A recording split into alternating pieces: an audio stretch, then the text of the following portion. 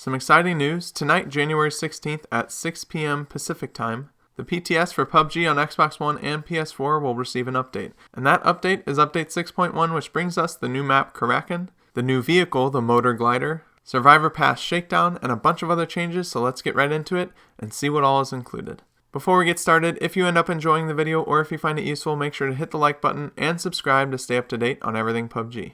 But let's start off with the PTS details. Like I said, it's going live tonight, January 16th at 6 p.m. Pacific Time, which is 9 p.m. Eastern Time. And the PTS should be live and up and running until this patch gets put on the live servers and the maintenance is complete there, and that is currently scheduled from January 29th from 10 p.m. Pacific Time until January 30th, 1 a.m. Pacific Time. And at least to start off on the PTS, it's only going to have one region, North America. The perspective will be third-person perspective, only solos, and it'll have all the maps, but Karakin definitely has a much higher chance of being chosen than the other maps.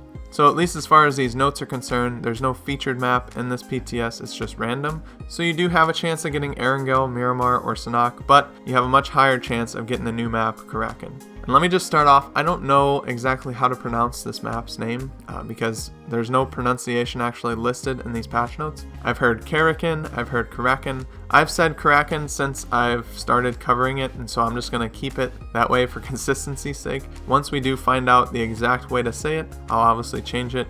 If you're unfamiliar with what the PTS is, it's the public test server, and if you want to download it, if you have PUBG on console currently, you can download the public test server for free. Just search PUBG public test server in the Microsoft Store or in the purchase section of your library on PlayStation, and you should be able to find it and download it.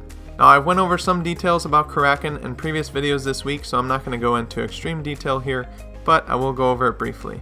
It's a 2x2 kilometer island off the coast of northern Africa, and it's an arid, rocky environment that provides wide open terrain and challenging engagements. Unlike the other maps, it has a maximum player count of 64, and that's because it's a quarter of the size of Sanhok, which previously was the smallest map on PUBG. Now, besides the map being brand new and a new experience for all the players, there's definitely some new things in this map that are specific to this map that you can look forward to. One of them being the Black Zone. The Black Zone is designed to push players out of the safety of a building. Random towns and compounds will be targeted by the Black Zone, and bombs will drop from the sky and potentially destroy buildings in that area. What will happen is you'll hear a siren go off, and then you'll see a purple zone on the minimap. And if you're inside that purple zone, you better watch out, you better get out of the buildings because they are going to be targeted by missiles. Any buildings that are destroyed by the Black Zone will be marked with an X on the minimap, so you'll know that that's not a safe place to go to find cover. Just watching some PC gameplay yesterday, it does seem like the Black Zones happen quite often, so hopefully they can make it a little bit less loud because it did seem pretty loud. But overall, I think this is an interesting take on the red zones, on how to switch up the zones, because the red zones kind of push you into buildings so that you don't get damaged. The Black Zone will actually make you leave buildings, causing you to fight. There's also a new throwable item, and this is exclusive to Karakin, the Sticky Bomb, and basically this is C4. Certain walls and floors can be destroyed with sticky bombs, making new breach points. It's an interesting new way to attack buildings, people camping inside buildings. You don't just have to go through a window or a door now. There are certain points on buildings, whether it's on the roof or on the side of the wall, that you can throw the C4 and it will explode, creating a massive hole that you can breach through. You can also use this as a distraction and enter through a different way. The possibilities are really endless with this new throwable item. There's also hidden secret areas throughout the map that you can reach using the sticky bomb and breaching the walls.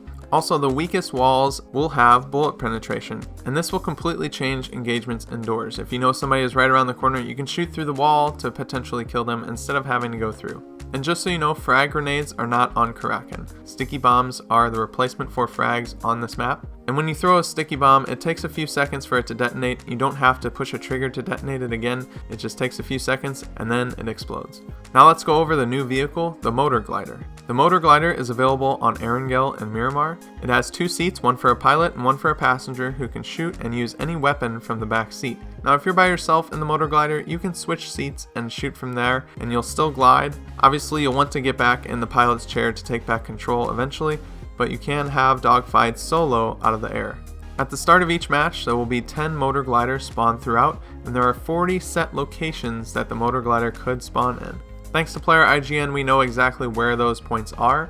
It's important to note that the motor glider is spawned with no gas in the tank, so you'll actually have to loot before you find one in order to take off. To To take off, you must gain the necessary speed of 65 kilometers an hour, and then pitch up by pushing down on the left stick on PlayStation or Xbox. If you hit 70 kilometers an hour, you will automatically start to take off.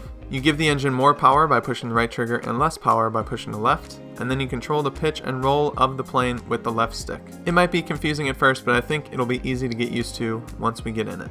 In order to land, you want to give the motor glider less power, and then once you touch the ground, you can push Y to use the handbrake and come to a stop. This update to the PTS will also give us a preview of the new pass, Shakedown. And it looks very similar to the previous pass. There's community missions, season missions, progression missions, challenge missions, and of course dailies and weeklies. If you participated in Season 5, you probably have some level up tickets, and I think I have 15 or so I should be able to get to level 15 right away once this goes live on the 30th. And it looks like Season 6 will have a similar thing. You'll be able to gain 15 levels for the next season just by completing this pass. So that's a lot of stuff to test, that's a lot of stuff being added with the next patch, but that's not all. But wait! There's more!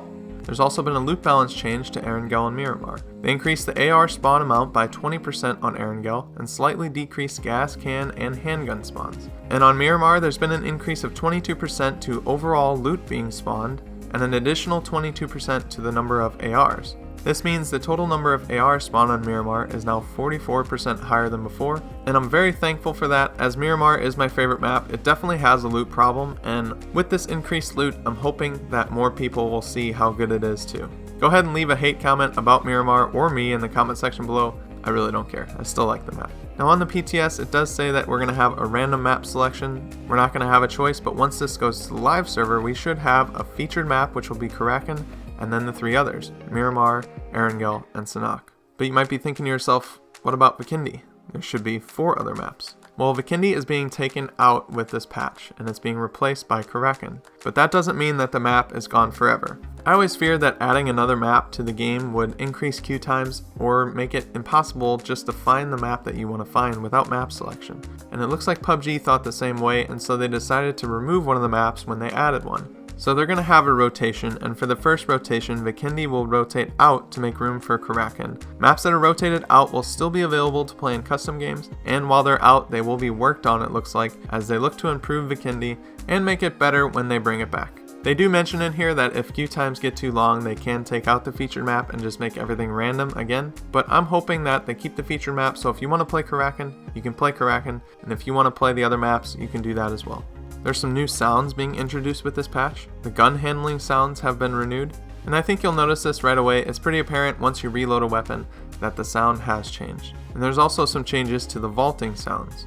They've made some performance updates as well. They've added dynamic resolution, which adjusts the screen resolution depending on the performance to maintain a stable frame rate. And this is very important. A lot of games have this. There's no sense in playing at 1080, 20 frames per second, or 900p, 20 frames per second.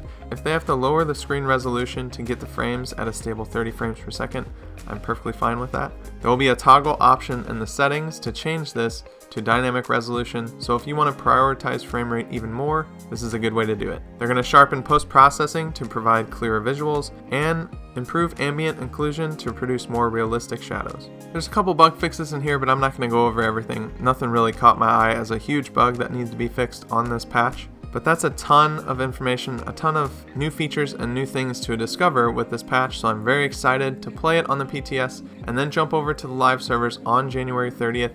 Especially if it's only solo on the PTS, I'll play it for sure. I'll try and get as much time as I can in there, but I do like to play with my squad most nights, so if it doesn't have squads on the PTS, we'll probably likely play on the live servers. But let me know in the comments what you guys are most excited about. Are you most excited about the new map, the new features, or just the update in general? Or do you have your reservations? I'm definitely interested to see what you guys think. But make sure to download the test server and give it a try. Maybe if there's a lot of players, they'll actually add some modes so we can play squads or maybe even duos. But as of right now, it looks like it's only going to be solo in third person. Remember to like the video if you found it useful and subscribe to stay up to date on everything that I publish. You can follow me on Twitter at YTBoris15. But with all that being said, I hope you guys have a good rest of your day. Until next time, I'll see you later.